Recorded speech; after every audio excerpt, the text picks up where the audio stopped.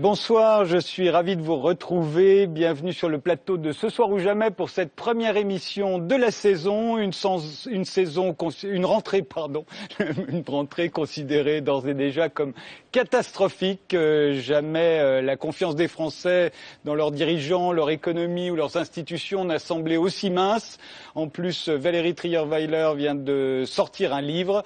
Alors, s'agit-il de la rentrée la plus catastrophique de toute l'histoire de la Ve République? On en débat ce soir avec Jacques Attali. Vous êtes écrivain, économiste, président de Planète Finance, une fondation qui finance, conseille et forme près de 10 000 institutions de microfinance. Vous êtes également le président du mouvement de l'économie positive qui se réunit au Havre dans 15 jours et où il y aura Hélène MacArthur, Mohamed Yunus, Edgar Morin, Richard Branson, Jimmy Carter, Joseph Stiglitz et tous ceux qui veulent faire émerger une société positive comme vous. J'ajoute que vous soutenez la ligne politique de François Hollande et de Manuel Valls. Vous avez dit dans les Échos qu'ils avaient raison de garder le cap. Vous avez dit également qu'il leur restait peu de temps pour prendre les bonnes décisions. Le budget doit être présenté à la fin de la semaine prochaine.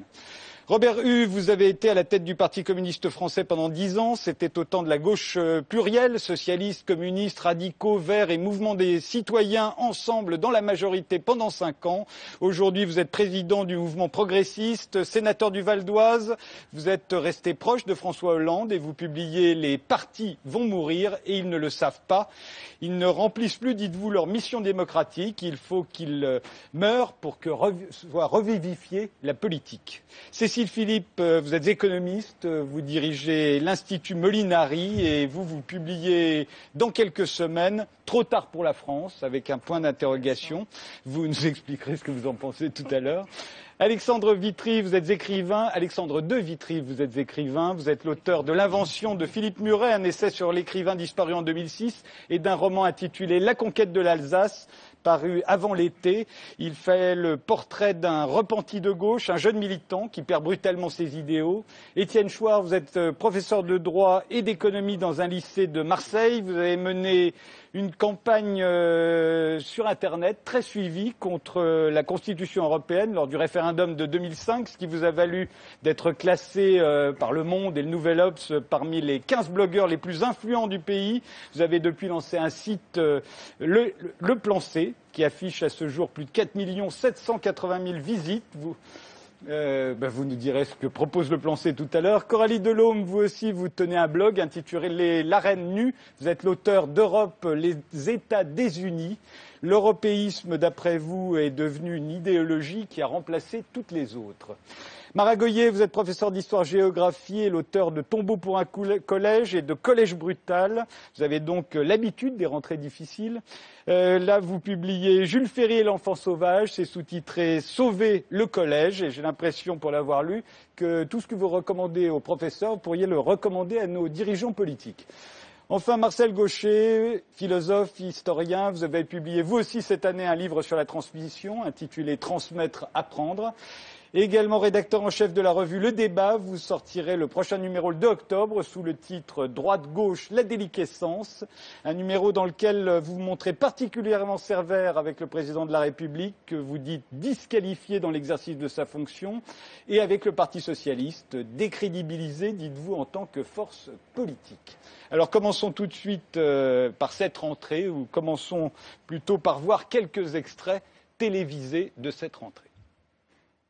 Rentrée complètement plombée par les très mauvais chiffres de notre économie. Croissance nulle, hausse du chômage et du déficit public. C'est la sortie du livre Coup de poing de Cécile Duflot, ex-ministre de François Hollande.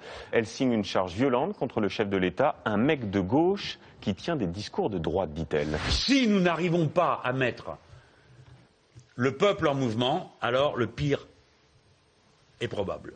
Le gouvernement de combat promis par Manuel Valls n'a duré que 5 mois. Il n'a pas résisté à la fronde d'Arnaud Montebourg. Si j'avais à faire une phrase de fin, je dirais qu'il faut savoir quitter la scène quand on ne sait pas jouer plus longtemps la comédie.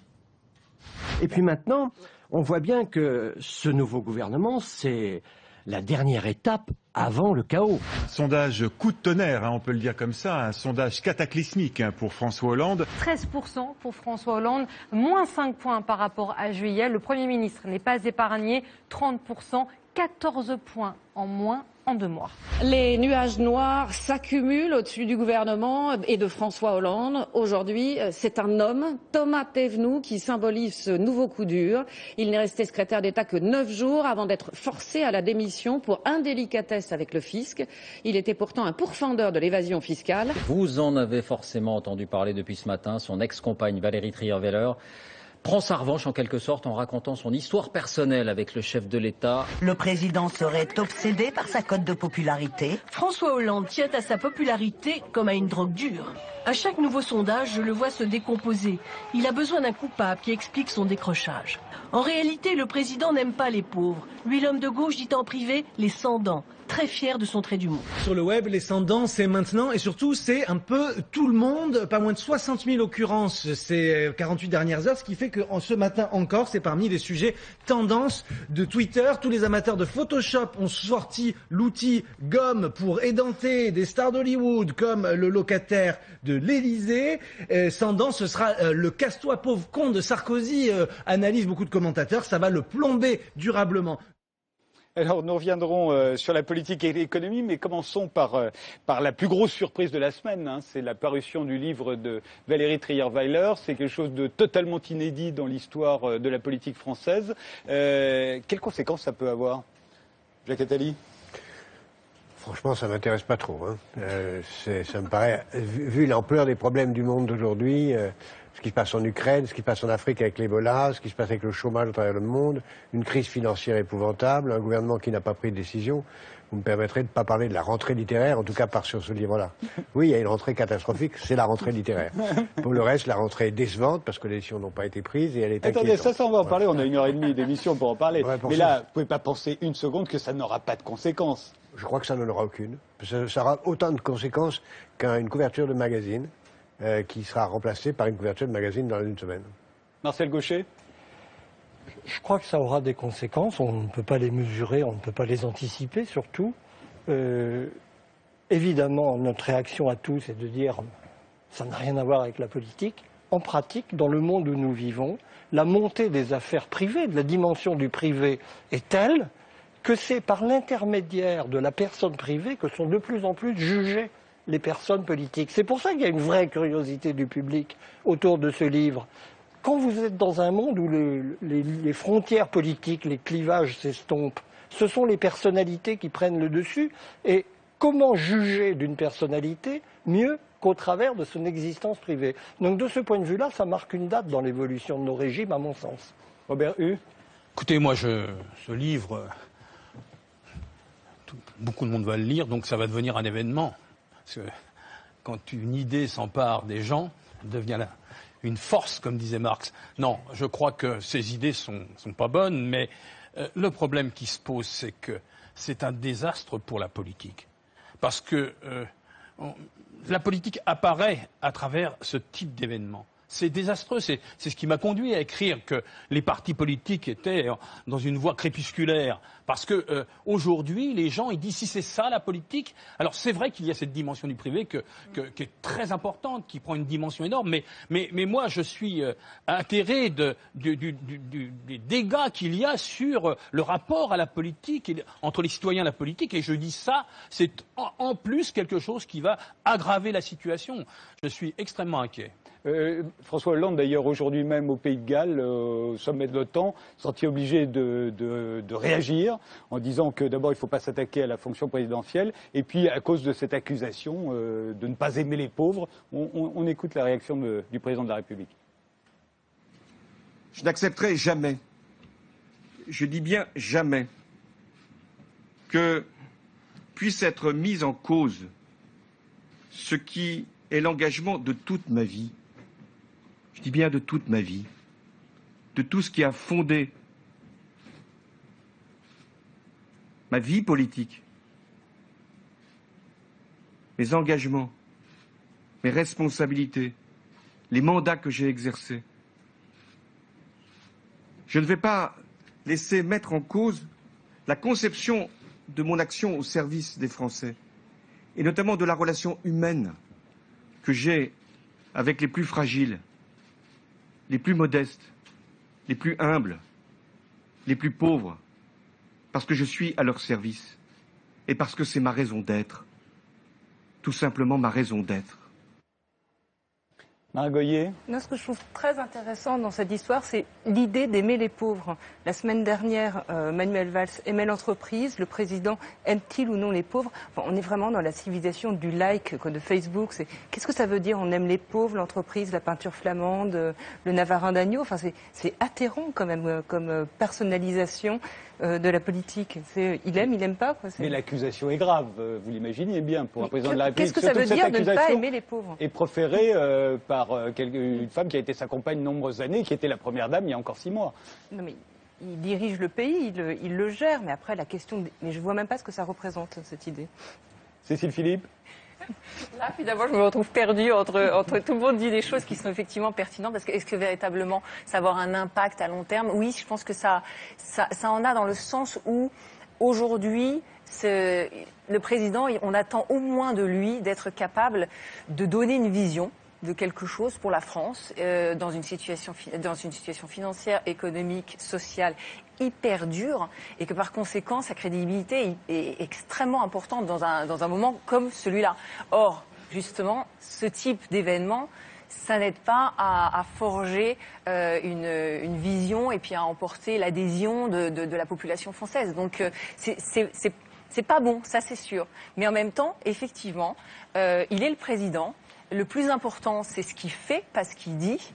J'ai envie de dire, et je trouve qu'on devrait beaucoup plus se focaliser sur ce qu'un président est capable de faire et dans la réalité de ce qu'il va pouvoir impacter, plutôt que sur les discours, parce que je trouve que c'est ça le problème, c'est qu'on est dans une présidence du discours. Je trouvais qu'on était déjà sous Sarkozy avec le même problème, c'est-à-dire que ça parle, mais quand on regarde ce qui est fait, finalement, c'est pas du tout non seulement ce qui avait dit qui serait fait, et puis finalement les conséquences sont pas du tout ce qu'on attendait. Donc ce serait bien qu'on soit un peu plus dans le faire que dans le discours, en fait. Dans le discours privé, là, en plus. Oui, en plus dans le discours privé. Si on publiait toutes les sales blagues qu'on fait chacun ici, on serait mal. Enfin, je crois qu'il y a un droit quand même imprescriptible à faire des sales blagues en privé.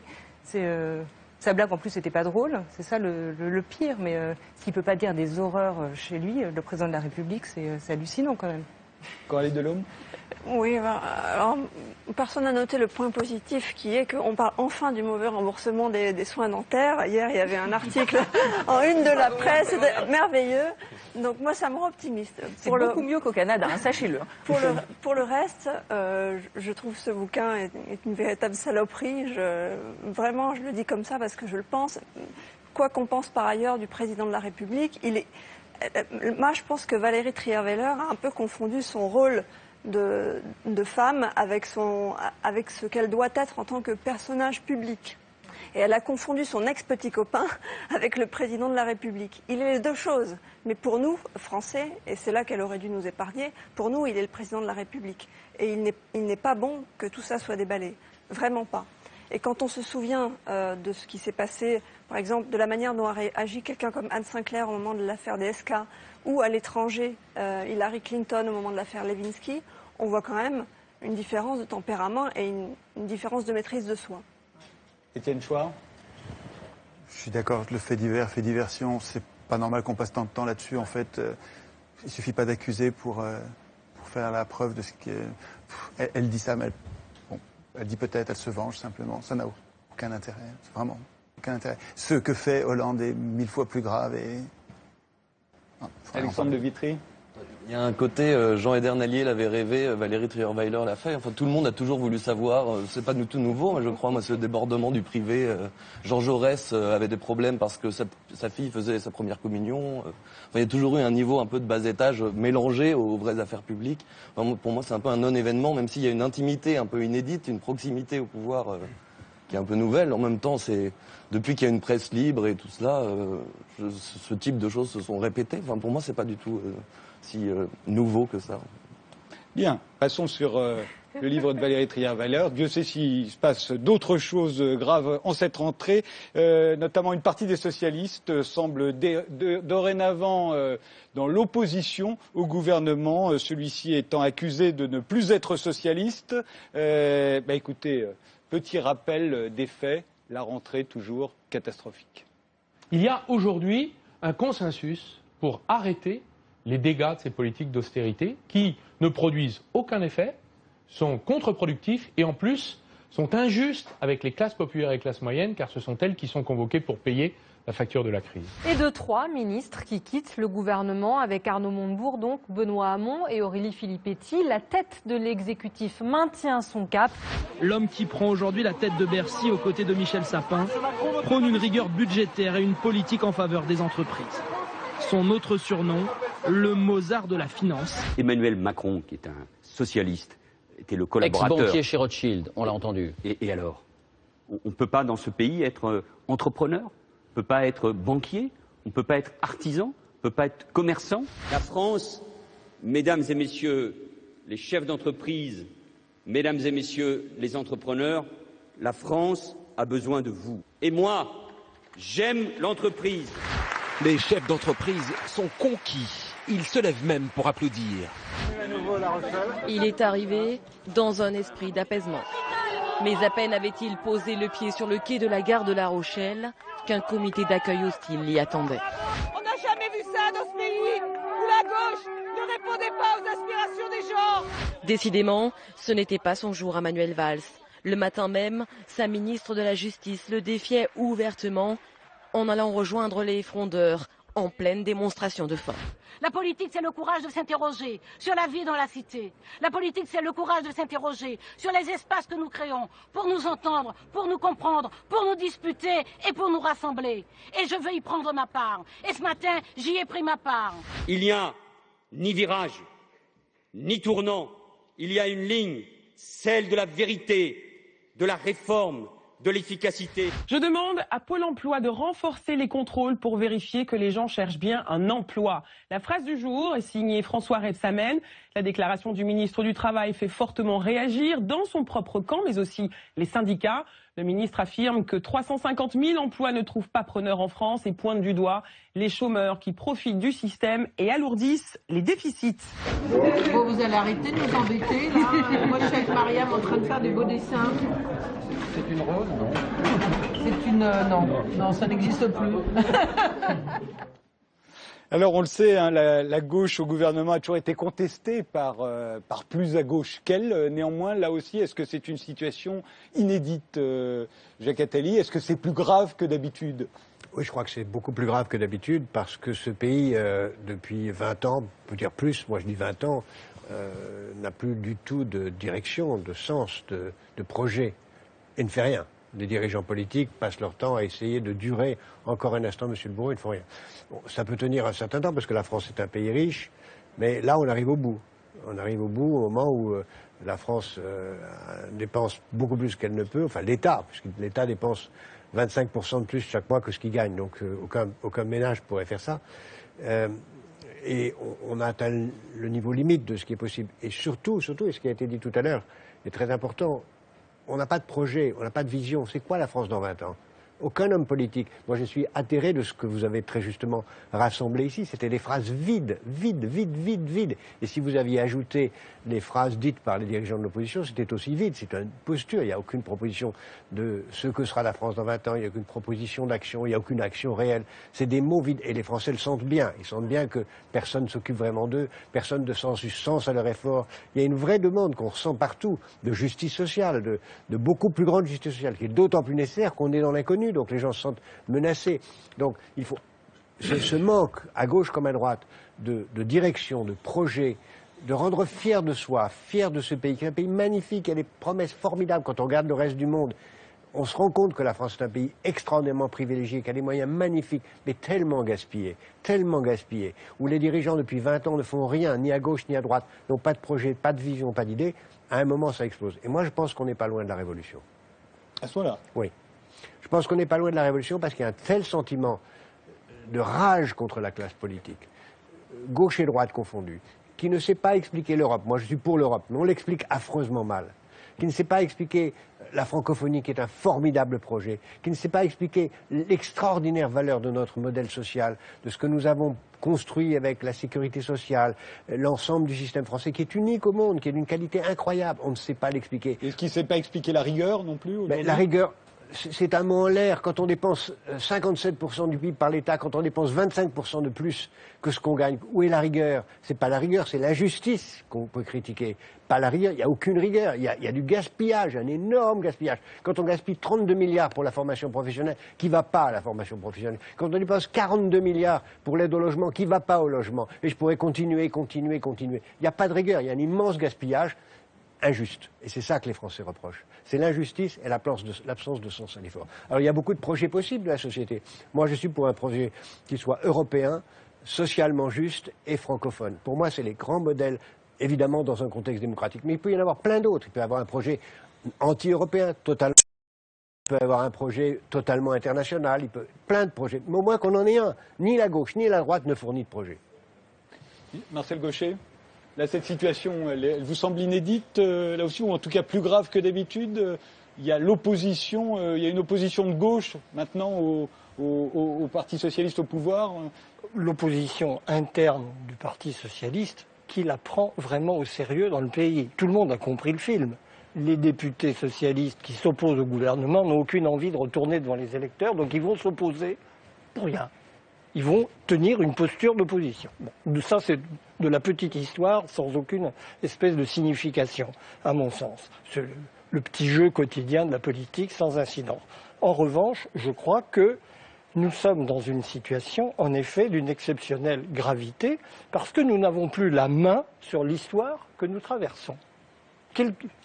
L'impuissance générale, c'est ça le sentiment qui angoisse les gens. En effet, les discours politiques sont vides. Il n'y a pas une idée. La droite et la gauche, de ce point de vue, sont dos à dos. Mais il n'y a surtout pas la possibilité. On a l'impression d'un monde dirigeant incapable de prendre la mesure de la situation où nous nous trouvons. En effet, la politique jusqu'à présent, au fond, c'était très facile. Ça consistait à ouvrir le robinet de la redistribution des revenus. Ça, tout le monde peut le faire. C'est à la portée de tout un chacun. Quand il s'agit, ce que nous sommes contraints de faire, pour toutes sortes de raisons, de fermer le robinet et donc de répartir les sacrifices, c'est un tout autre jeu. Parce que comment voulez-vous ne pas expliquer aux gens pourquoi on va leur faire des sacrifices importants et comment vous allez faire pour faire en sorte qu'ils soient répartis d'une manière juste? De ce point de vue-là, il y a une incapacité politique qui n'est pas que française, elle est générale. C'est à l'échelle peut-être du monde, en tout cas à coup sûr de l'Europe, que nous avons cette impuissance politique et cette incapacité politique des gouvernants qui, de ce fait, sont complètement rejetés par les populations parce qu'ils les voient comme des gens qui s'intéressent uniquement à leur jeu politicien, en réalité dans le sentiment qu'ils ne peuvent rien sur le cours du monde, ce qui est ce qu'on leur demande. Mais comment expliquez-vous ça? Parce qu'on dit ça de toute une génération politique, ce serait une génération comme ça qui n'aurait pas les qualités? Ou est-ce que c'est l'époque qui produit de l'impuissance politique? Encore une fois, la situation antérieure était beaucoup plus facile. Là, nous sommes dans le moment de la difficulté. Et comme nous savons bien, le moment de la difficulté, c'est là qu'on juge les hommes. Oui, et on s'aperçoit que les gens que nous avons élus comme dirigeants ne sont pas préparer le moins du monde, et par le jeu politique, et par les conditions de leur formation, à affronter cette situation.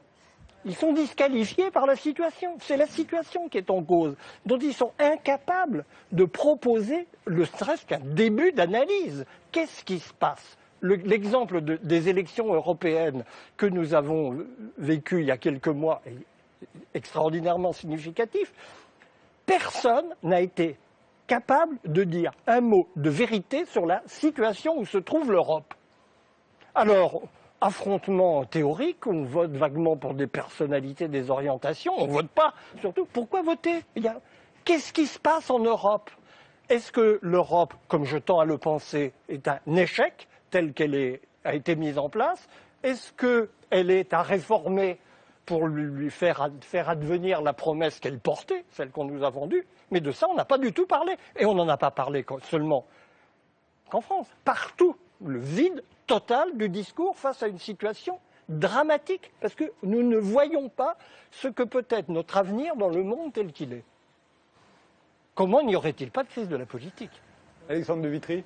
Il me semble qu'en plus, on pourrait dire que Dans ce cadre, le discours politique devient quelque chose qui se déconnecte de l'expérience humaine générale et qui a des éléments idéologiques qui continuent de surnager, venus d'anciennes idéologies qu'on pourrait dire socialistes, libérales et autres, mais que cette idéologie-là, contrairement à ce qui a pu se passer dans l'histoire, n'a plus rien à voir avec l'expérience des gens de petits ou de grands groupes, et que c'est aussi ça le désaveu des populations envers la classe politique. Oui, Cécile Philippe. Oui, je veux dire, je rebondis sur ce que vous avez dit, c'est-à-dire que, en fait, je crois qu'on est vraiment dans un changement de paradigme, parce qu'on a vécu sur cette idée qu'effectivement, on pouvait redistribuer. Alors qu'aujourd'hui, on arrive un peu au bout du système de la production, de la création de richesses, et que finalement, la redistribution, on peut l'opérer que si cette production de richesses s'est opérée. Et comme vous avez un taux de chômage en augmentation, des déficits, alors n'en parlons pas, des dettes qui se sont accumulées, vous avez la protection sociale, effectivement, fabuleux modèle, mais qui est complètement en déficit sur toutes ces branches, et qui en plus a des conséquences extrêmement négatives. Et donc maintenant, vous avez une classe politique, donc vous avez tous ces problèmes économiques. Alors, j'ai oublié de mentionner le plus important, évidemment, le marché du travail, incapable de revenir à des taux inférieurs à 4,5 depuis 1978. Donc ça veut dire que la France vit un niveau de chômage insupportable. Les Français vivent des niveaux de chômage qui sont juste insupportables sur le plan moral, social, économique. Et donc là, on est en 2014 et on a l'impression qu'on est en train de toucher les bouts de ce système, sauf que la classe politique est incapable, j'ai envie de dire, de revenir à ce que Lionel Jospin à un moment disait, l'État en fait peut-être un peu trop, donc l'État ne peut pas tout. Est-ce qu'il faut peut-être se reposer la question, justement, de ce que peut faire l'État, de ce qu'il ne peut pas faire, et par conséquent, on retombe sur cette notion de dépenses publiques, où est-ce qu'il faut dépenser, quelles sont les priorités, et c'est ça, cette vision. Mais personne ne l'explique aujourd'hui aux Français, et donc, on reste dans des sortes de postures, dans des réformettes, on dénoue quelque chose voilà, on détricote, voilà, on défiscalise les heures supplémentaires pour les refiscaliser, on fait des tas de petites choses qui n'ont aucun sens, qui ne vont absolument pas changer l'histoire de la France et redonner cette bouffée d'oxygène dont on a tous besoin, là, et renouer avec la prise, là, le contrôle sur nos vies, et l'impression que c'est quand même nous qui menons nos vies et pouvons faire quelque chose. Caroline Delhomme. Je pense qu'il n'est pas inutile qu'on s'attarde sur ce problème de l'Europe, parce que ça me paraît être une des clés pour comprendre la situation dans laquelle on se trouve. Dans la mesure où la manière dont elle a été construite, je ne pense pas que la question soit vraiment de savoir si on est pour ou contre l'Europe, mais la manière dont elle a été construite pose d'énormes difficultés, parce qu'elle a été construite en mode supranational et elle a été construite sur des bases techniciennes. On a voulu créer des institutions techniques dont on a voulu faire en sorte qu'elles soient indépendantes du politique, et des institutions quasi fédérales, ou fédérales même, comme la Banque Centrale Européenne, sans État fédéral. Donc c'est une déprise du politique sur le cours des choses, et une prise de pouvoir de la technique. Avec des institutions, donc encore une fois, comme la Banque Centrale Européenne, qui conduit la politique monétaire littéralement aujourd'hui de la zone euro, avec aussi la Commission, et avec une institution dont on entend moins parler, mais qui a quand même du pouvoir, qui est la Cour de justice de l'Union, et qui prend des arrêts de manière jurisprudentielle, c'est-à-dire d'une manière qui n'est jamais contrôlée par le politique. Donc tout cela contribue nécessairement au discrédit du politique, puisque ça n'est plus lui qui est aux manettes, véritablement. Avec quelques petites différences selon qu'on est dans un État membre ou dans un autre, c'est-à-dire que la situation de la Grèce n'est pas celle de l'Allemagne. Et aujourd'hui, l'Allemagne, elle a mis le grappin sur ses institutions, parce que mine de rien, les États-nations continuent à exister, c'est une réalité, ils continuent à exister, ils ne sont pas morts, et celui-là étant le plus puissant, il a mis le grappin sur un certain nombre d'institutions de l'Union. Voilà. Étienne Chouard. Je pense que c'est une erreur de penser que les politiques sont impuissants ou incapables ou ne comprennent pas,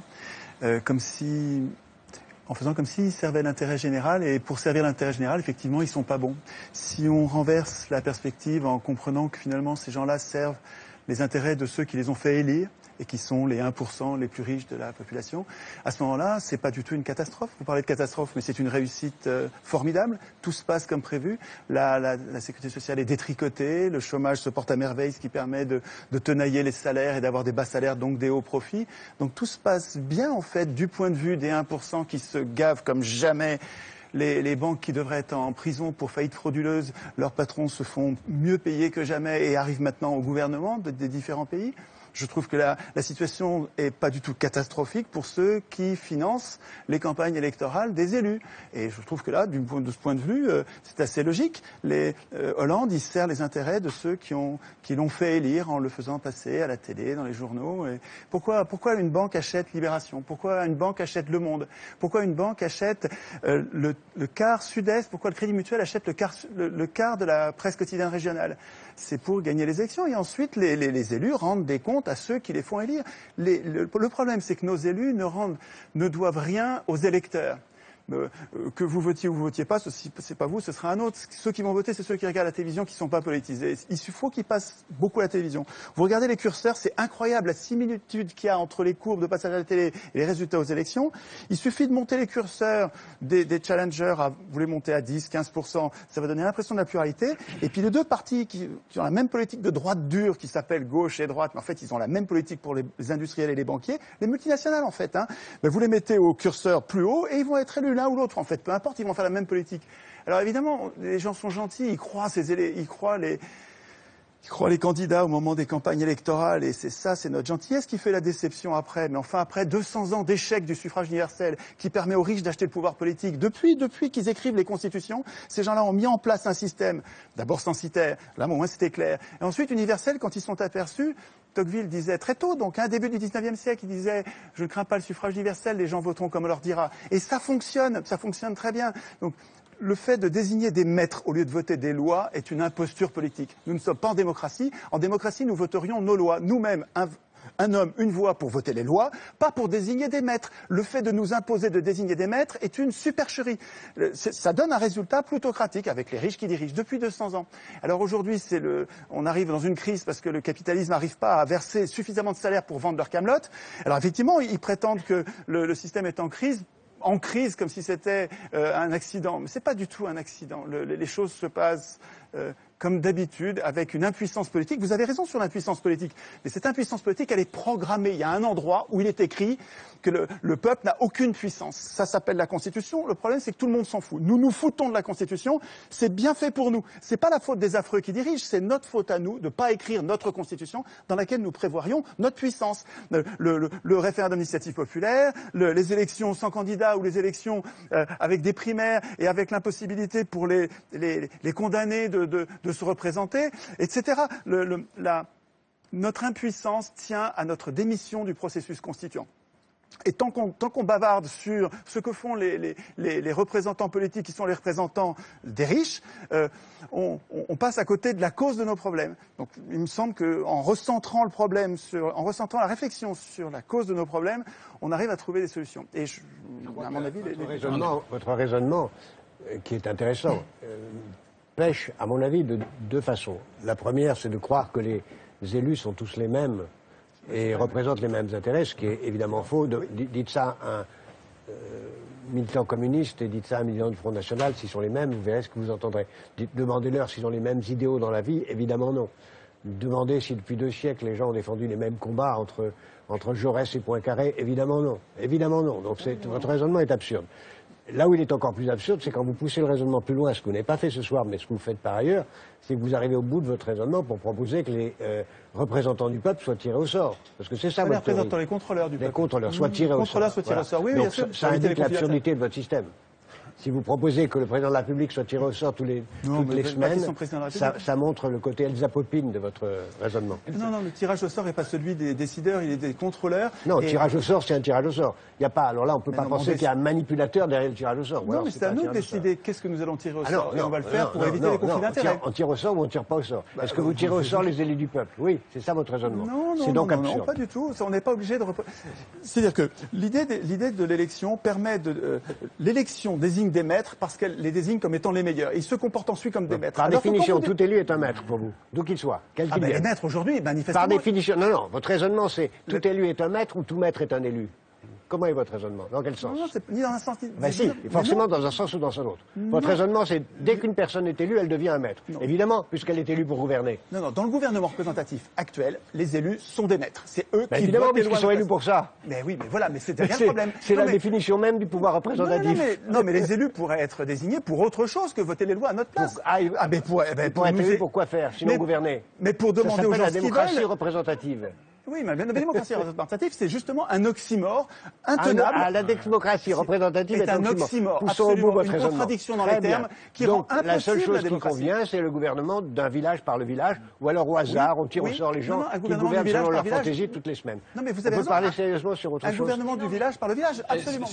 Attendez, je voudrais donner mon sentiment. Oxymore ou pas. On n'est pas obligé de faire un débat sur le tirage au sort. C'était la logique de ce raisonnement. Je ne vais pas évoquer ni le tirage au sort, ni un certain nombre de choses assez stratosphériques que je viens d'entendre. Je vais parler le plus concret possible. Il y a un discrédit de la politique, il ne tient pas aux gens. Je pense que les gens sont pas bêtes, ils voient ce qui se passe. Il ne faut pas les considérer comme tels. Il y a un discrédit de la politique parce que les gens, tout simplement, ont fait des choix politiques, de justice sociale. Ils ont souhaité une démarche qui n'est pas aujourd'hui celle qu'ils attendaient. Et il y a un désarroi, il y a des gens qui sont perdus par rapport à cela. En plus, ils ont le sentiment tellement fort que les politiques, c'est ce qu'on a vu tout à l'heure à l'écran. C'est-à-dire une succession de petites phrases, de choses qui sont à milieu de leurs problèmes. Et je crois qu'il faut vraiment redonner confiance. Pour redonner confiance aujourd'hui aux gens, je crois qu'il faut partir de leur réalité. La réalité, c'est pas des schémas théoriques sur la façon dont on va avancer du point de vue démocratique. Encore, c'est très intéressant, mais c'est du concret. Le chômage, le pouvoir d'achat, la vie des gens, est-ce qu'on va augmenter les minima sociaux? Voilà les questions concrètes qui se posent les téléspectateurs. Oui, pardonnez-moi, Robert Rue, mais quand vous écrivez « les partis politiques vont mourir, ils ne le savent pas », vous annoncez la même chose qu'Étienne Chouard, même si vous ne voulez pas forcément la même société ensuite. Non, je pense que je crois vraiment à la représentation politique, mais je pense que telle qu'elle est aujourd'hui, effectivement, elle est dépassée. Elle ne correspond plus. Et les partis ont eu une fonction démocratique pendant un siècle et demi. Elle a été remplie. Aujourd'hui, on voit bien que c'est quoi les partis politiques? Ce sont des gens qui sont la plupart du temps enfermés, sortant de telle ou telle catégorie de grandes écoles, ils sont enfermés dans des consanguinités, ils s'élisent dans les baronnies, ils se désignent entre eux, ils se reproduisent entre eux. Mais les gens, ils sont à milieu de tout ça. Donc je pense, moi, qu'il faut vraiment changer les choses. Mais je veux avoir une réflexion politique sur la question que vous posiez dès le départ. Moi, j'ai soutenu François Hollande.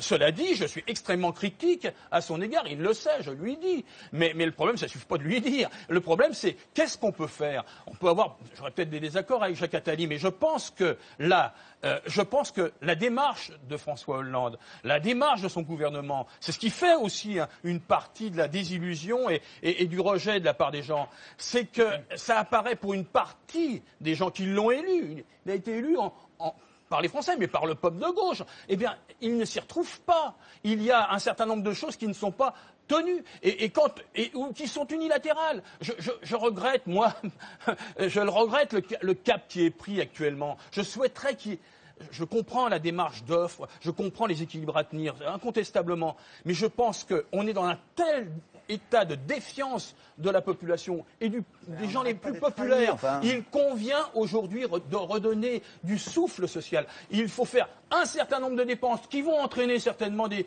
déséquilibres, mais assumons ces déséquilibres. L'essentiel qui est posé, c'est redonner confiance aux gens dans la politique. Et je ne pense pas que ce soit les partis politiques qui puissent le faire. Je crois davantage à des mouvements horizontaux, effectivement, différents. Mais je pense que le problème, c'est qu'est-ce qu'on fait de concret quand on prévoit de donner 50 milliards, des aides publiques aux entreprises. Je suis d'accord.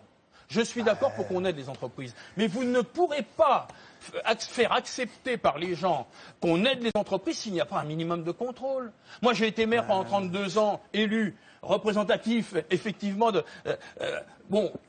j'avais des subventions pour construire des gymnases, il y avait 5, 10, 15 contrôles. Là, on annonce unilatéralement une aide sans le contrôle nécessaire, sans l'évaluation. Qu'est-ce qu'on fait de l'argent public, de l'argent C'est important. Voilà des choses qui font qu'il y a rupture, qu'il y a des amours de la politique, parce que les gens veulent concrètement savoir ce qu'on fait aujourd'hui. Ils sont prêts à s'engager, ils sont prêts à donner dans l'investissement plus fortement, mais à condition qu'ils sachent effectivement ce qu'on fait de l'argent public. Je pense qu'on est dans une situation extrêmement grave de ce point de vue. Oui, moi je pense qu'on a une crise du politique parce qu'on a de la politique partout, absolument partout. C'est-à-dire qu'on regarde le niveau des dépenses publiques au début du XXe siècle, c'est 10%. Aujourd'hui, on est pratiquement à 57%.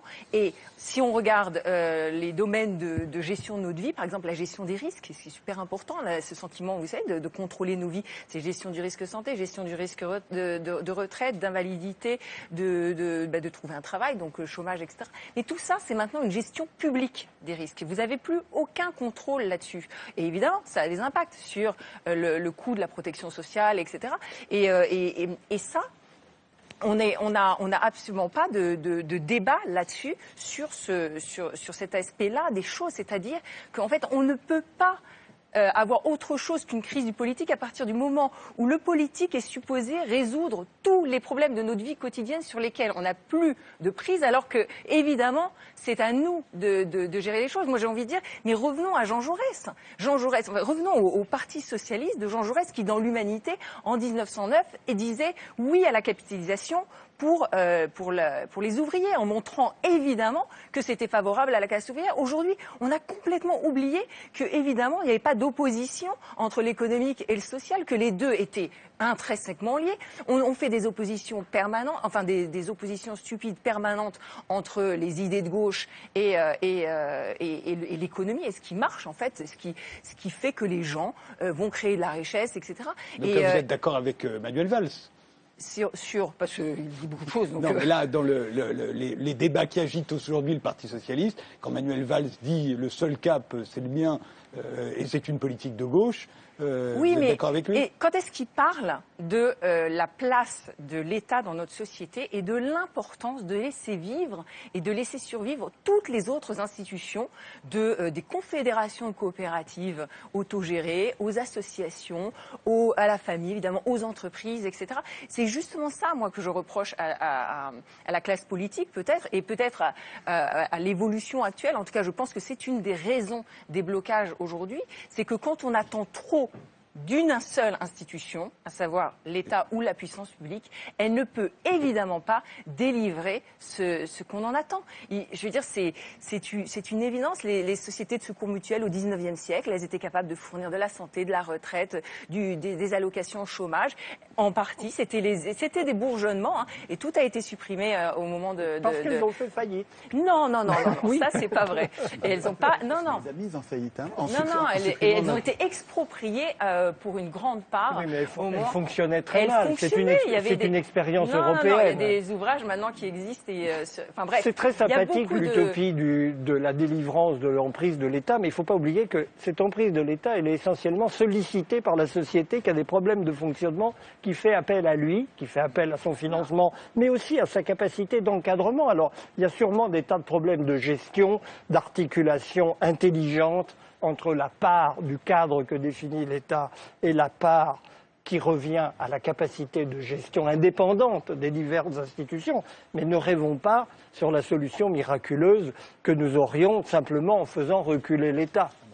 Je crois que... je fais allusion parce que vous avez fait un article qui a eu beaucoup de retentissement il y a quelques mois qui s'appelait « Débrouillez-vous ». Qui va devenir un livre dans 3 semaines. Voilà. Mais vous disiez qu'il fallait qu'on apprenne à ne se compter que sur soi-même. À compter surtout sur soi-même. À la fois parce que on peut être très déçu des politiques et donc il faut prendre conscience que d'abord c'est soi, qu'au lieu de quémander un emploi, autant le créer soi-même, qu'au lieu d'attendre que sa vie soit dictée par les autres, il faut mieux essayer de chercher au fond de soi-même pourquoi on est fait, qu'est-ce qu'on a envie de faire. On ne vit qu'une fois, au principe, et donc autant trouver la meilleure place dans le monde. Et ça, c'est pas l'État qui va nous la donner. Parce que si, en effet, on est dans cette posture où on attend tout de l'État, où on quémande de l'État, comme on le fait d'ailleurs plus en France que dans beaucoup d'autres pays, eh bien, on ne sera pas assez créatif pour faire une vie pleine, une vie autonome, une vie originale, une vie unique. Le rôle fondamental de l'État aujourd'hui devrait être de nous aider à nous trouver, à devenir nous-mêmes. C'est ça l'État moderne. L'État d'après-demain, c'est ça. C'est un État qui avec tous les autres partenaires, dont le professeur est le principal, mais de ce point de vue, il a aussi failli. Il doit nous aider chacun d'entre nous à trouver ce que nous avons de personnel, de propre, d'original, pour réussir nous-mêmes sans plus tendre la main et attendre. Or, c'est d'autant plus vrai que les problèmes sont devenus tellement immenses, tellement planétaires, qu'à moins de devenir la Corée du Nord, qui est le seul modèle différent qui existe aujourd'hui, chacun est libre d'aller où il veut, les capitaux peuvent aller où ils veulent. Si on décide de faire un modèle totalement différent des autres, les capitaux s'en iront. Si on décide de faire un modèle social totalement différent, les gens s'en iront. Ils s'en vont, les capitaux et les gens, quand le modèle s'écarte trop. Donc, à l'intérieur de ce monde dans lequel l'État tel qu'il est n'a plus les moyens qu'il avait avant dans un monde fermé, de régler tous les problèmes des gens, de créer les conditions pour que chacun soit ce que j'appelle un réclamant résigné, ou plutôt un résigné réclamant. Résigné au monde comme il est, mais réclamant quand même quelque chose, parce qu'il est résigné, mais il réclame. Cet univers des résignés réclamants est, à mon avis, suicidaire. Et nous vivons, les politiques sont des représentants des résignés réclamants. Les politiques sont des représentants des résignés réclamants. Il faut que les professeurs d'abord, parce que c'est d'eux que ça dépend d'abord, les professeurs d'abord aident les gens à savoir véritablement ce à quoi à devenir eux-mêmes, à se trouver, à savoir comment ils vont réussir, ce pourquoi ils sont faits, en prenant vraiment conscience qu'on vit qu'une fois, et qu'il faut vraiment trouver ce pourquoi on est fait. Et je crois que c'est ça la grandeur de la politique du XXIe siècle, totalement différente de celle qu'on a fait au XIXe et au XXe. Maragoyer. Déjà, l'État doit se lancer dans le développement personnel, en fait. Il doit aider les gens à ouvrir leur chakra. Oui, absolument. Voilà. Ah ouais, c'est super. Ça, c'est la solution. Absolument. On est sorti de l'affaire. Pas seulement. Il y a une petite... Bien sûr que oui, bien sûr que oui.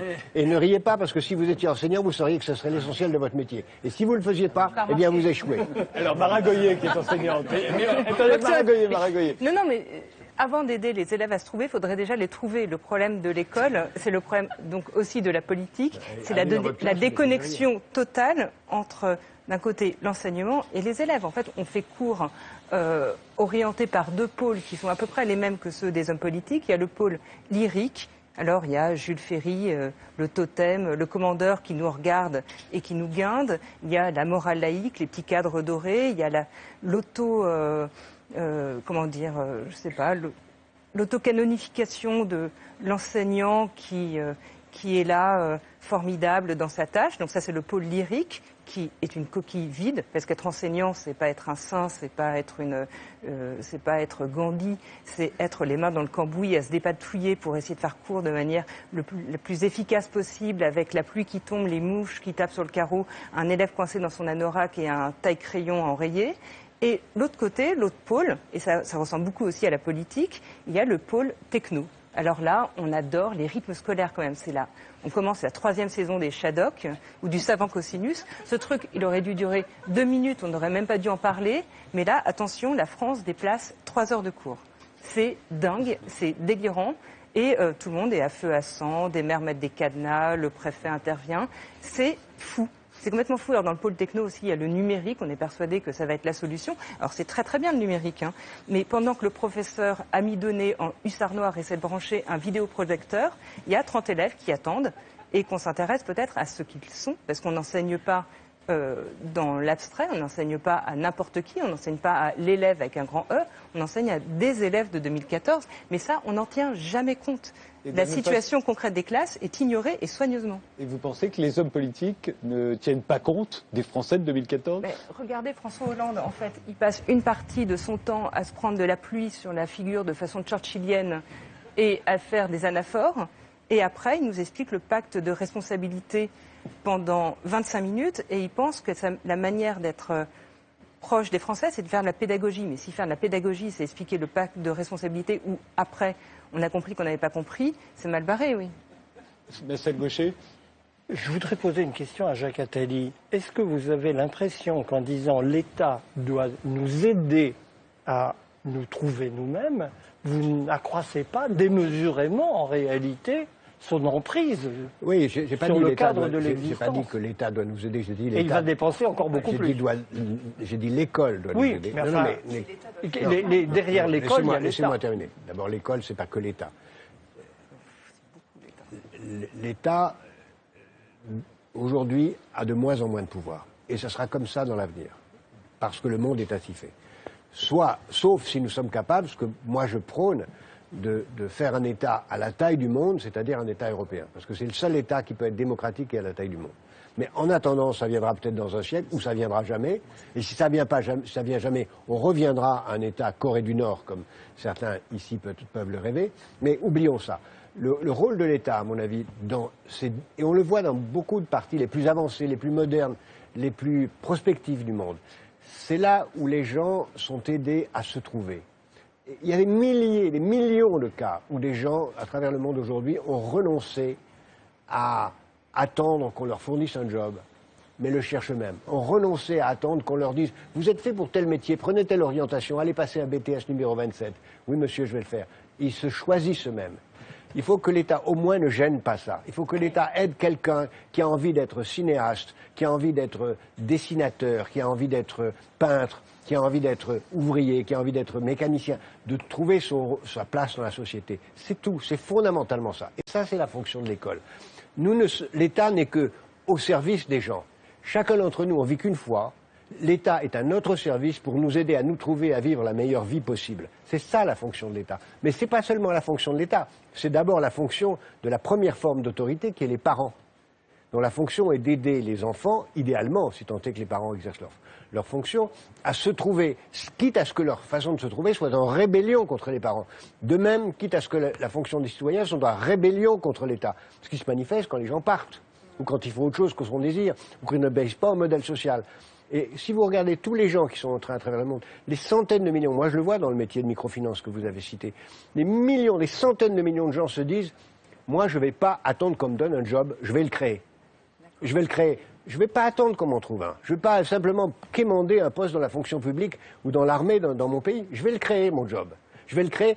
Et en plus, accessoirement, je vais le créer dans quelque chose qui m'intéresse. » Donc, je ne serai même plus dans la revendication de la réduction de la durée de travail, parce que si mon travail m'intéresse, mais au contraire, je demande à travailler le plus possible, parce que ça me passionne. Beaucoup de gens autour de cette pièce-là ne sont pas dans la revendication de la réduction du travail, parce que ce qu'ils font les intéresse. Eh bien, moi, je rêve d'une société où tout le monde revendiquerait que la durée du travail soit la plus longue possible, parce qu'on y trouverait de l'intérêt. Et c'est ça, je crois, qu'une bonne société, c'est une société où chacun trouve le meilleur usage possible du temps, et ça exige de renverser radicalement la conception qu'on a de la politique aujourd'hui. Complètement. C'est ça qui est en train de surgir.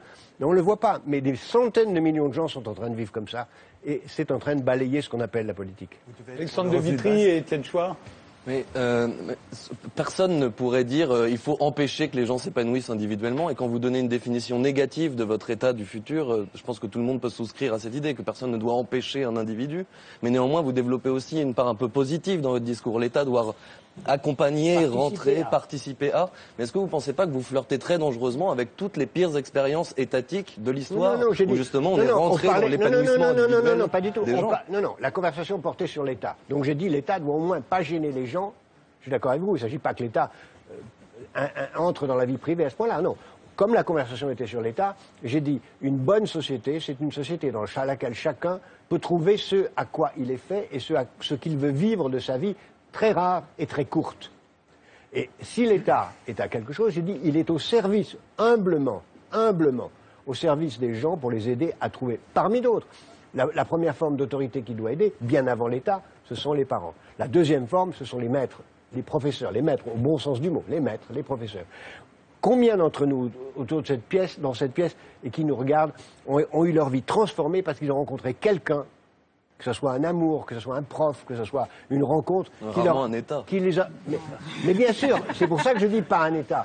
Ça, comme la conversation tournait autour de l'État, j'ai évoqué l'État. Mais l'État, ça n'est qu'une des dimensions parmi d'autres. Et dans l'État, oui, il y a des maîtres, il y a des médecins, il y a des tas de gens que vous pouvez rencontrer qui se trouvent représenter l'État, mais qui peuvent aussi humblement participer de cette mission-là. Étienne Chouard. Vous devez être d'accord avec la proposition du revenu de base, alors, ou du salaire à vie, qui permettrait à chacun d'exercer l'activité qui lui semble la meilleure pour lui, pour ses proches et pour la société, en l'affranchissant des travaux forcés qui, pour l'instant, par le chantage à la misère, à la pauvreté, obligent les gens à faire des travaux qu'ils n'aiment pas, ou qui sont dangereux, ou qui sont juste ennuyeux. Et aujourd'hui, les gens sont condamnés aux travaux forcés par une espèce de chantage à la monnaie, à la misère. Et vous devez être d'accord avec cette idée du revenu de base qui permettrait aux gens de donner le meilleur le revenu de base, ça dépend à quel niveau on le fixe. Le revenu de base, ça existe. Un revenu suffisant pour ça existe depuis qu'on l'a fixé sous le nom de RMI.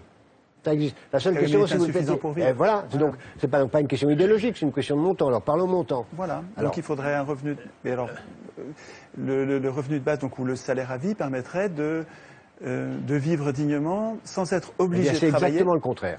Le revenu de base, tel que vous le définissez là, c'est-à-dire, je vous garantis un revenu, vous êtes fonctionnaire de la société en général, ne pousse pas les gens à créer les conditions de se découvrir. Ça leur permet non, absolument pas. Regardez, c'est ce qui se passe avec la retraite, par exemple. Les retraités n'ont jamais été aussi actifs de leur vie et heureux. Enfin, ils sont libérés de l'emploi. Donc, vous voulez une société où tout le monde soit retraité. Ils sont libérés de l'emploi parce que justement, l'emploi, c'est l'enfer. Absolument. C'est intéressant. Compte tenu du bonheur. C'est un modèle social intéressant. Mais réfléchissez-y. Ouvrez-vous à des choses nouvelles. Je vais y réfléchir. Compte tenu du bonheur vécu par les retraités, je ne vois pas pourquoi on réserverait ça aux vieux. Je veux dire, pourquoi est-ce que toute la société ne serait pas retraitée? Ils sont heureux parce qu'ils sont enfin libérés de l'emploi. Pour pas qu'on parte uniquement dans ce débat-là et qu'on revienne à cette rentrée, je vous le rappelle, qui n'est pas catastrophique pour tout le monde. Et considéré néanmoins comme catastrophique, je vous propose, parce qu'après on se demande qu'est-ce qui va se passer après, hein, et on va écouter quelques réactions de nos politiques. Nous n'acceptons pas que la gauche ait toute espérance soit enterrée en même temps que François Hollande, le fossoyeur de la gauche et de nos projets pour l'avenir. On a connu la cohabitation gauche-droite, on connaît aujourd'hui une cohabitation au sein de la même majorité. C'est sans précédent sous la Ve République, sans précédent sous nos institutions. François Hollande est le fossoyeur de nos institutions. Pas remanier une nouvelle fois le gouvernement qui changera quoi que ce soit. On aura de nouveau la même politique de soumission à l'Union européenne, alors qu'il faudrait revenir au peuple par la dissolution de l'Assemblée nationale. La seule chose qui institutionnellement puisse se produire, c'est une dissolution de l'Assemblée nationale qui rebattra les cartes. Mais comme on a toujours les mêmes règles, on risque d'avoir des résultats qui seront eux-mêmes nuisibles. Je crois que la seule vraie fronde sociale et politique qu'il faut organiser en cette rentrée, c'est pour faire tomber le budget de l'austérité, faire tomber le pacte de responsabilité, ces 40 milliards d'euros supplémentaires qui vont être donnés aux mêmes. Ce qui est clair, c'est que, à l'UMP en tout cas, personne ne s'engagera dans un processus de cohabitation avec un président qui est si profondément affaibli et si profondément rejeté par les Françaises et les Français. Ils sont, au fond d'eux-mêmes, tellement persuadés de leur incapacité à faire autrement que François Hollande et Manuel Valls qu'ils préféreraient refuser de gouverner. Si le peuple nous donne à l'Assemblée nationale une majorité pour gouverner, eh bien nous gouvernerons. Il a déjà changé de gouvernement, donc maintenant il arrive au bout des outils institutionnels, donc il lui reste le référendum, il ne va pas faire un référendum parce que quelle que soit la question, les Français voteront non, parce qu'ils diront non au président de la République, et donc on voit bien que personne n'a intérêt à ce que Valls échoue dans le pays, c'est mon sentiment. Alors c'est vrai que François Hollande est à l'Élysée encore pour 3 ans, au minimum, et on a l'impression que personne n'imagine que ça puisse durer encore comme ça pendant 3 ans. Est-ce que c'est votre cas, Marcel Gauchet? Il y a une assemblée, elle est élue elle aussi encore pour 3 ans.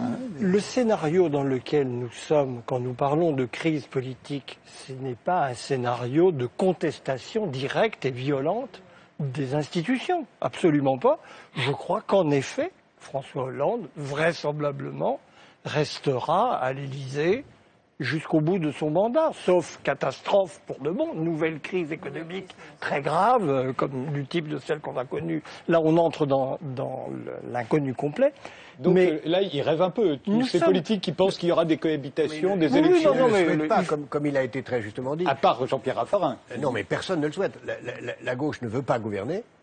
La gauche ne veut plus gouverner, sauf ceux qui sont au gouvernement, parce que quand la gauche gouverne, elle se rend compte qu'elle perd toutes les élections locales. Or, les milliers d'élus, en particulier pour les prochaines élections régionales, rêveraient que le pouvoir passe à droite, parce que ça leur permettrait de conserver leurs postes régionaux. Donc, la gauche ne veut pas gouverner, sauf celle qui gouverne. En fait, s'il y avait une cohabitation de droite, ce serait la meilleure chance pour François Hollande d'être réélu à la présidence de la République. Non, ce serait la meilleure chance pour les élus de gauche de conserver leurs postes régionaux et municipaux. Et la droite ne veut pas gouverner, parce qu'elle préfère que la gauche fasse le sale boulot qu'elle n'a pas pu faire, ou pas voulu faire, ou pas osé faire pendant les 20 ans où elle a gaspillé tous les pouvoirs pendant que la droite est au pouvoir. Il n'y a, c'est vrai, que le Front National qui veut gouverner, et c'est pour ça que je crains beaucoup la victoire de Marine Le Pen. Je crois que la victoire de Marine Le Pen est parfaitement probable, parfaitement possible, parce qu'aujourd'hui, à l'heure où nous parlons, elle est la seule qui veut gouverner. Et les Français, ça ne suffit pas. Mais les Français, faut pouvoir gouverner plausiblement. Les Français adorent donner le pouvoir à ceux qu'ils veulent. Oui, ce qui est normal. Et si on ne retrouve pas, à gauche comme à droite, un désir de gouverner, c'est-à-dire un projet qui justifie une raison de gouverner. Pourquoi gouverner si on n'a pas de projet? Si à gauche et à droite, on ne retrouve pas un projet, une ambition, quelque chose qui vous donne du sens, moi je crois que Marine Le Pen sera élue. Le processus auquel nous avons affaire, c'est une décomposition douce. Nous nous enfonçons et nous n'imaginons pas d'horizon qui nous permettrait de nous extraire de cette situation de chômage, par exemple. Questionner les gens, ils pensent qu'il y aura 1 million, 1,5 million, 2 millions de chômeurs de plus dans 3 ans, en 2017. Parce que où sont les ressorts qui nous permettraient d'échapper à cette érosion du tissu économique français dans les conditions, notamment européennes, dans le cadre de l'économie internationale où nous vivons. Parce que c'est ça, au passage, que Jacques Attali omettait tout à l'heure dans le tableau enchanteur d'un monde où chacun décide de son destin. Comment n'y pas souscrire? Mais qu'est-ce que c'est que l'économie internationale aujourd'hui? C'est pas vraiment le cadre qui permet... Pas du tout vrai. Qui permet de s'épanouir individuellement. Absolument pas. C'est l'univers dominé par les multinationales. Pas du tout vrai. Dans les centaines de millions de gens auxquels je pense et que je côtoie quand je travaille là où je travaille, il y a des centaines de millions de gens qui sont dans des milieux extraordinairement modestes et qui décident de se trouver, de se chercher et qui n'en ont rien à faire du reste du monde. Parce que personne ne s'intéresse à eux pour de bon. S'ils ne se débrouillent pas tout seuls, ils sont morts, voilà. Ça on est bien d'accord. Voilà. Mais... Et ils se trouvent. Et souvent, très souvent, ils trouvent. Mais c'est pas eux qui font la loi. C'est pas eux qui font la loi dans un monde impitoyable, dominé par des forces gigantesques. Peu importe, ils font leur vie, c'est quand même plus important. Oui, c'est important, mais voilà. Donc nous sommes, c'est cet étau où nous sommes enfermés dans des pays très riches par ailleurs, ce qui amortit le choc et ne donne pas une impression dramatique. Nous n'avons plus affaire aux damnés de la terre de l'international. Ça explique beaucoup de choses dans le climat relativement apaisé de nos sociétés, mais il y a une angoisse collective devant un avenir qui ne peut s'annoncer que pire que le moment où nous sommes, et sans que nous ayons une prise pour le modifier en quoi que ce soit. Pourtant, les paramètres nous échappent. C'est quand même étonnant de se plaindre du chômage alors que le cadre de l'Union européenne nous condamne au chômage. Le fait de nous imposer une banque centrale indépendante dont la lutte unique est contre l'inflation. Quand on se bat contre l'inflation, on le paye en chômage. Il n'y a pas... tous les banquiers du monde le savent. Mais c'est le contraire. Mais c'est le contraire. C'est écrit dans les statuts, tant dans la Banque centrale américaine que dans les statuts de la Banque centrale européenne. Elle se bat juste contre l'inflation. Absolument pas. Si vous aviez lu son statut, vous sauriez que la mission de la Banque centrale européenne, c'est de lutter contre l'inflation et pour la croissance. Pas du tout. Ça, vous confondez avec l'américaine. Non, monsieur, vous n'avez pas lu les statuts. C'est une blague. Dans les statuts de la Banque centrale, vous n'avez pas de quoi vérifier, là. Je vous renvoie aux statuts. C'est extravagant. Les statuts de la Banque centrale européenne prévoient clairement que la mission de la Banque centrale est de lutter contre l'inflation dans le cadre du préambule du même traité qui définit la Banque centrale, qui lui-même donne comme mission de lutter contre le chômage et pour la croissance. C'est écrit noir sur blanc. Absolument pas. Eh bien, vous n'avez pas fait. On doit faire en ce moment même du fact-checking. Non, mais attendez, on va ajouter des choses. Il suffit, pour être encore plus concret, écoutez le discours qu'a prononcé M. Draghi, l'actuel gouverneur de la Banque centrale, il y a 2 jours, et le même discours qu'il a prononcé 8 jours avant aux États-Unis, dans lequel il a dit il est essentiel de lutter contre le chômage. C'est fondamental. Mais là, il discute, mais sa règle, c'est de se battre contre l'inflation. Non, absolument pas. Il a dit exactement le contraire hier. Vous connaissez il a dit exactement le contraire avant-hier. Il a dit l'inflation est trop basse. Mais il a dit. Mais sa mission unique. Non, absolument pas. Il a dit exactement le contraire. La règle, c'est de se battre contre l'inflation, mais Mario Draghi, qui est quand même pas un bourricot, a bien compris que la situation était très grave. Et donc, il est comme au-delà du fait qu'il est un banquier, on lui a donné suffisamment de pouvoir pour qu'il devienne, lui, un véritable homme politique, il fait des choix. Qui sont conformes au traité. Il fait des choix audacieux. Mais à un moment donné, il va probablement se retrouver confronté à l'Allemagne, qui, elle aussi, a le désir de maîtriser son destin. C'est un des derniers pays qui a un peu, en Europe, auquel il reste une volonté de maîtriser son destin, et ces deux-là, Merkel et Draghi, risquent à un moment ou à un autre de s'affronter. Eh bien, je vous donne rendez-vous dans un an, et dans un an, l'Allemagne sera ralliée. Dans un an, l'Allemagne sera ralliée à une position de Draghi et de l'Union européenne, qui est d'une position de croissance et d'aller vers beaucoup plus d'inflation. Évidemment, elle ira vers ça. Dans un an, elle ira vers ça. Parce que l'Allemagne a compris. Écoutez, moi je prends le rendez-vous. L'Allemagne a compris qu'elle était l'homme malade. Les chiffres qui vont sortir vont montrer que l'Allemagne va très mal, que sa croissance est très basse, qu'elle est très menacée. Et l'Allemagne va rejoindre le consensus entre la France, l'Italie et la Banque centrale en faveur de la croissance et de lutter contre une inflation trop basse. Mais voilà quelqu'un qui est optimiste, en tout cas. Absolument. Jacques Attali. C'est-à-dire que les orages sont si terribles que la peur va faire prendre des bonnes décisions. Je reviens à la question que vous avez posée d'emblée, et la suite du film où on voit une sorte de tourbillon inéluctable avec l'échec définitif de François Hollande. On se demande s'il n'est pas ramassé à la petite cuillère tout de suite. Là, on voit bien. D'ailleurs, c'était pas un film, hein, c'était des non, mais une succession, certes, mais bon, moi, j'ai dit ce que je pensais de la politique qui menait en ce moment et mon désaccord. En même temps, effectivement, il y a 3 ans, encore lié à la Constitution actuelle, qui fait qu'il est en place et qu'il entend certainement y rester. Et moi, je ne m'inscris pas dans la démarche d'un certain nombre de ceux qui, depuis le début, même à gauche, veulent sa chute. Hein. Je ne me retrouve pas dans cette démarche. Je pense qu'il faut infléchir sa politique. Je pense qu'il n'est pas trop tard. Je pense qu'on peut encore redresser un certain nombre de choses. Et je pense effectivement que... Alors je vois bien la droite qui piétine d'impatience. Je vois bien Marine Le Pen qui se trouve avec effectivement un certain nombre de bons sondages dans les starting blocks. Mais quel moyen a-t-on d'empêcher cela? Je crois que c'est dans l'immédiat de prendre un cap qui puisse avoir l'appui du peuple, l'appui des gens, à partir des questions de justice sociale. Je ne rêve pas. Il est possible de faire quelque chose.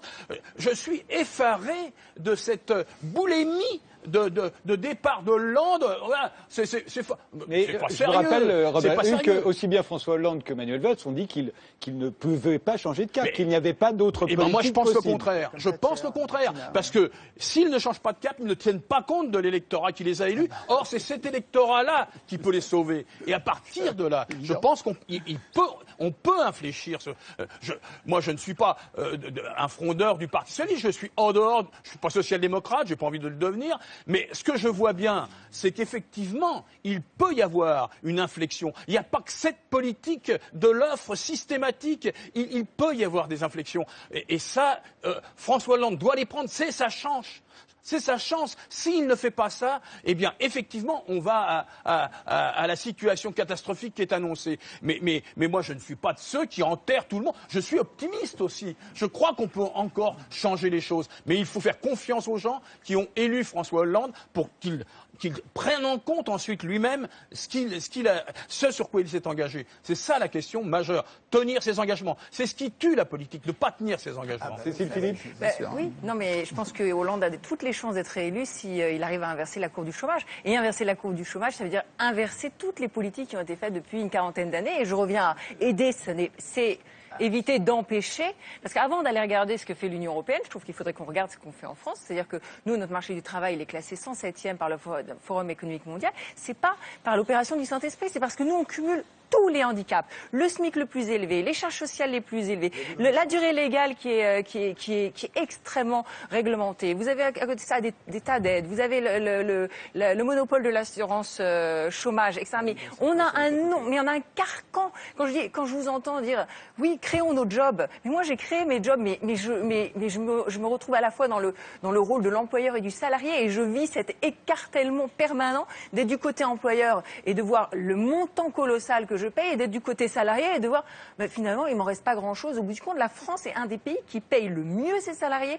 et le salarié est celui qui en récupère le moins pratiquement avec la Belgique. Donc on a cette situation mais absolument comment les cotisations, c'est du salaire, hein, c'est du salaire. Oui, mais pas que du salaire, non, parce que c'est vrai, il y a des prestations qui viennent en échange, mais c'est pas un choix. De toute façon, ça rejoint ce que je disais tout à l'heure, c'est que vous ne choisissez pas exactement ce que vous voulez. D'ailleurs, il y a des gens qui trouvent que finalement ça coûte bien trop cher et ils préfèrent finalement ne pas rejoindre le marché du travail, etc. Donc non, c'est pas une solution. Moi, je pense au Danemark. Le Danemark, c'est 2% de charges sociales et un marché du travail qui fonctionne super bien.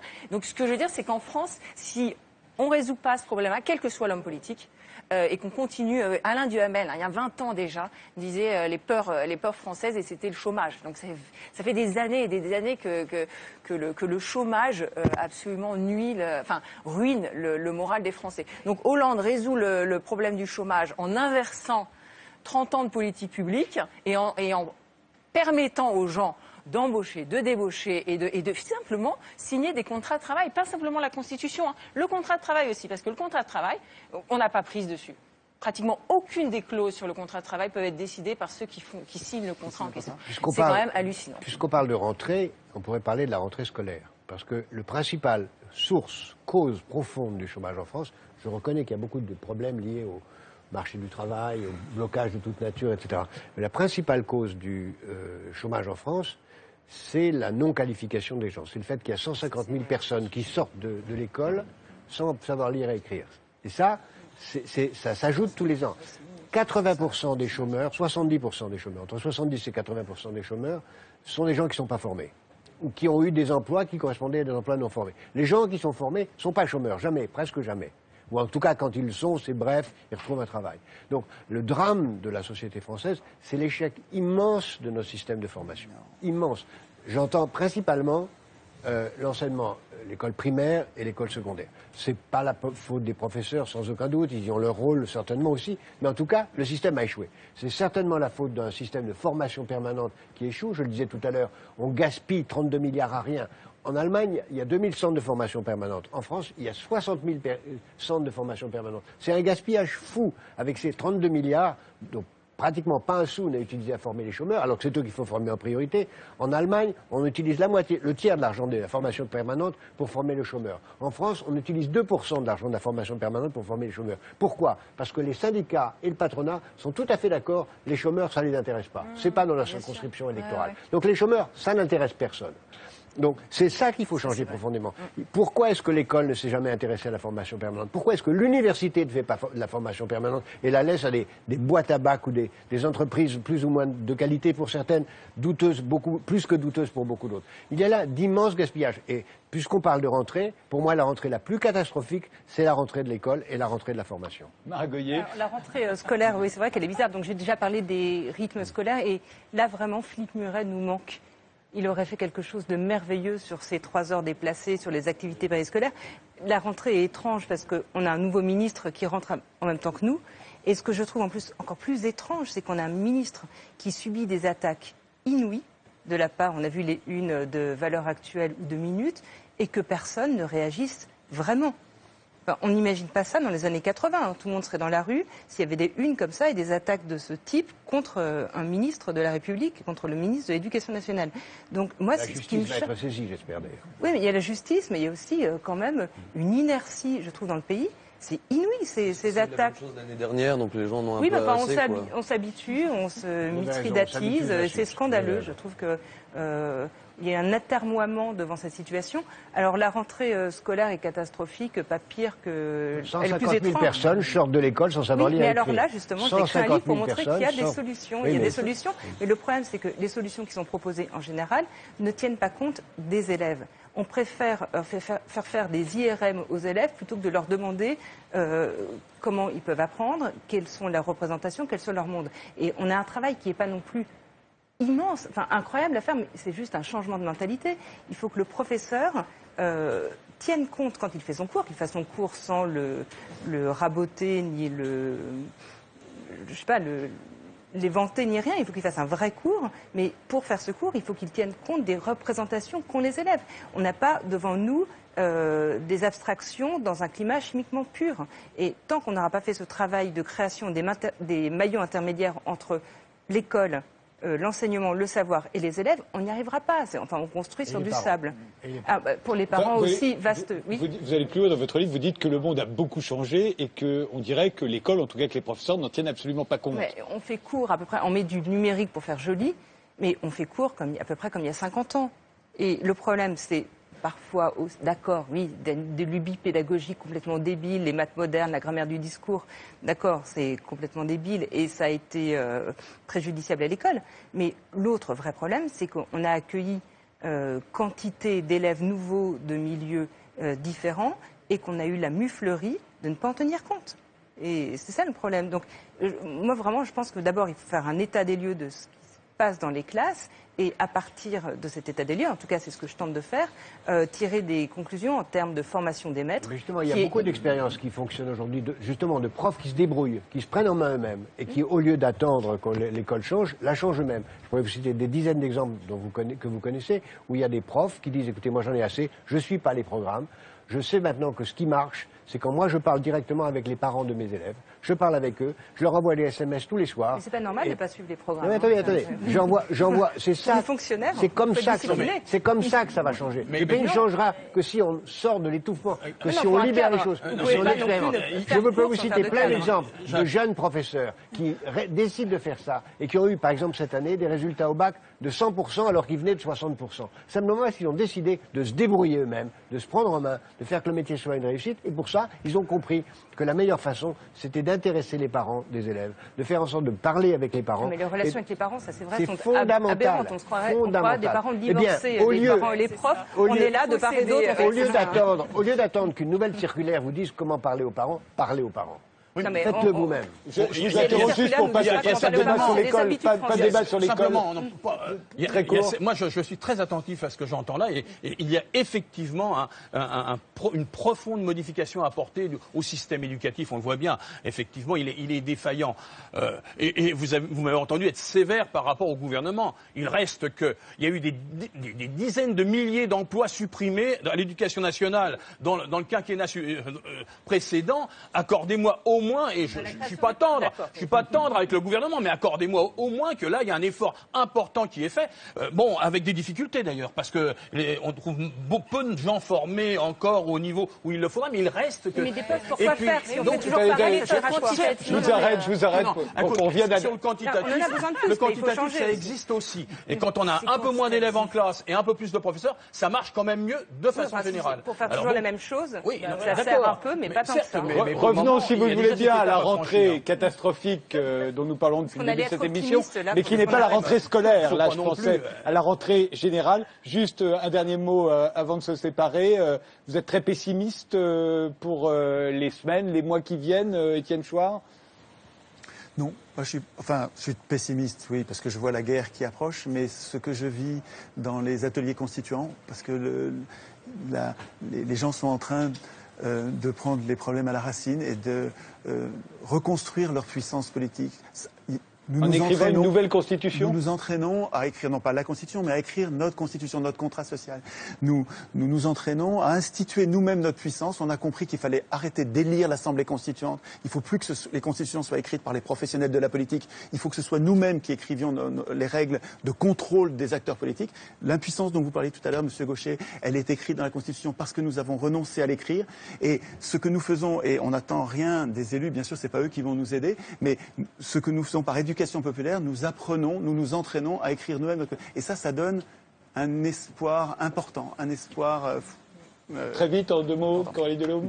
Oui, moi je suis très pessimiste parce que je ne pense pas du tout que les solutions se résident au niveau individuel ou du micro-local ou de s'épanouir ou de créer des phalanstères. Ça, c'est inviter les gens à continuer à se désintéresser de la politique. Je pense au contraire qu'il faut que la France retrouve une part importante de sa souveraineté, quitte à faire exploser les cadres qui nous empêchent d'être pleinement souverains, parce que la souveraineté, c'est la condition même de la démocratie. Alexandre de Vitry. Pour finir, une remarque sur une autre rentrée, mais à mon avis, c'est symptomatique d'un même phénomène. C'est dans la rentrée littéraire, le fait que Emmanuel Carrère soit pas sur la liste du Goncourt est la preuve d'une sorte de déconnexion de la réalité, parce qu'il y a une évidence de l'importance dans l'histoire littéraire de ce livre qui reprend le fil d'un travail mené par Renan.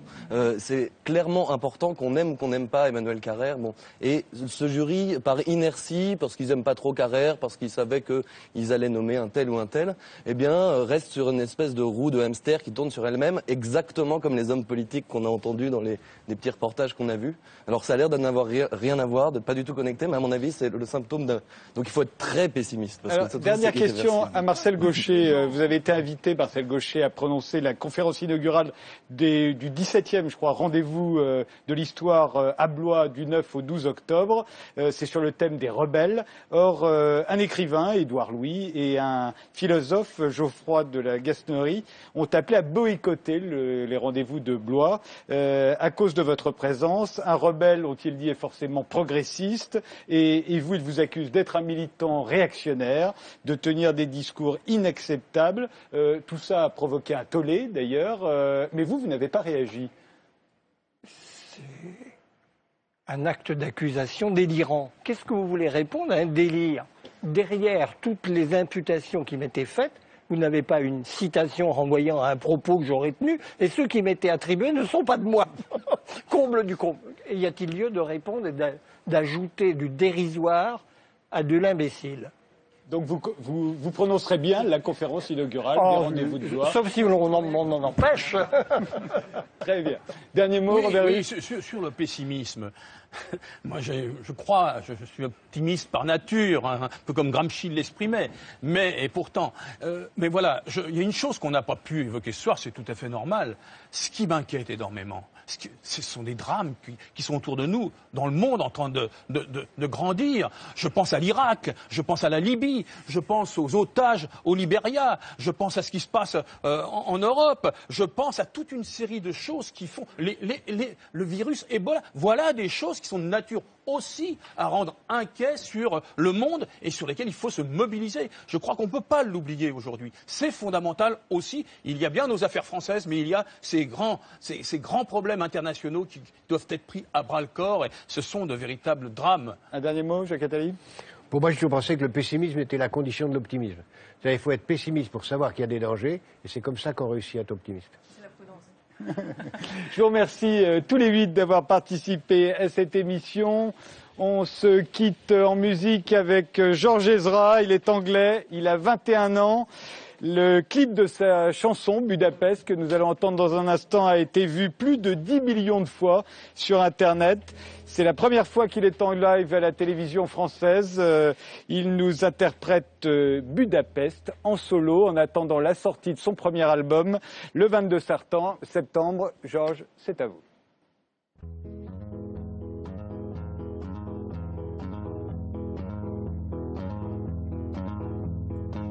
My house in Budapest, my hidden treasure chest, golden grand piano, my beautiful Castillo, you. Ooh, I'd leave it all. My acres of a land I have achieved. It may be hard for you to stop and believe, but for you, ooh, I'd leave it all. Ooh, for you, ooh, I'd leave it all. Give me one good reason why I should never make a change. And baby, if you owe me, then all of this will go away. My many artifacts, the list goes on. If you just say the words, I'll up and run on to you. Ooh, I'd leave it all. Ooh, for you, ooh, I'd leave it all. Give me one good reason why I should never make a change. Baby, if you owe me, then all of this will go away. And give me one good reason why I should never make a change. And baby, if you owe me, then all of this will go away. My friends and family, they don't understand. They fear they'll lose so much if you take my hand, but for you, ooh, I'd lose it all. Ooh, for you, ooh, I'd lose it all. And give me one good reason why I should never make a change. Baby, if you owe me, then all of this will go away. And give me one good reason why I should never make a change. And baby, if you owe me, then all of this will go away.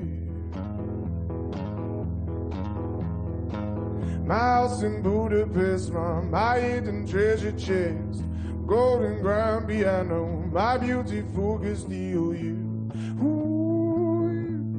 Ooh, I'd leave it all. Ooh, for you. Ooh, I'd leave it